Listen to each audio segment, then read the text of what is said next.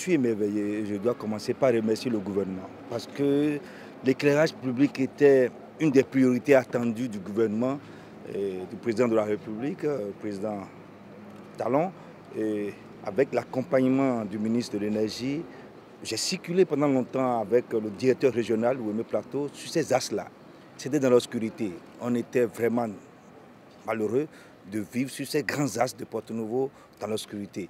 Et aujourd'hui, le constat est là, c'est des axes éclairés. Et nous sommes heureux de vivre cela avec la communauté, toute la communauté de Porto-Novo. Je vous dis que la lumière était attendue et la lumière est là.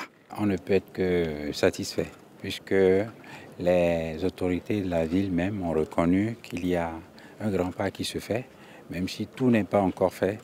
Le peu qui est fait aujourd'hui dénote de la volonté politique. Donc le gouvernement a pris des décisions pour améliorer la vie de tous les jours, la vie quotidienne de nos concitoyens.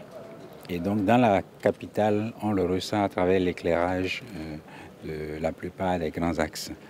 Et c'est le lieu donc, de remercier le ministre de l'Énergie et le gouvernement pour cette décision qui a été prise et qui s'est traduite par les actions que la SBE a menées suite à cette décision et ces instructions.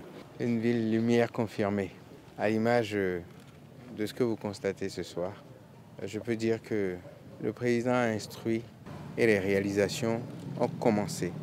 Et c'est une première phase, ce que vous avez vu ce soir.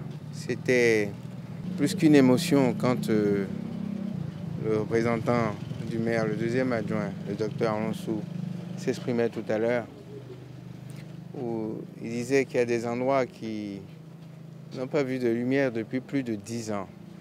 Pour certains endroits, depuis une vingtaine d'années. Et en moins de 2 ans, le gouvernement du président Patrice Talon, je peux dire, fait des merveilles pour ce pays et particulièrement pour Porto-Novo. Porto-Novo qu'il a à cœur parce qu'il a passé aussi une partie de sa jeunesse ici. Donc il ne peut pas oublier cette ville. Et ce que vous voyez ce soir, plus de 20 km d'axes principaux illuminés qui ont retrouvé la lumière et qui, du fait, repoussent l'insécurité et doivent rassurer les Porto-Noviens. Rassurer les Porto-Noviens pour leur dire ceci, que désormais, il y a un pilote dans l'avion qui s'appelle Patrice Talon et qui veut tout faire pour améliorer leur quotidien. C'est à ça que nous travaillons.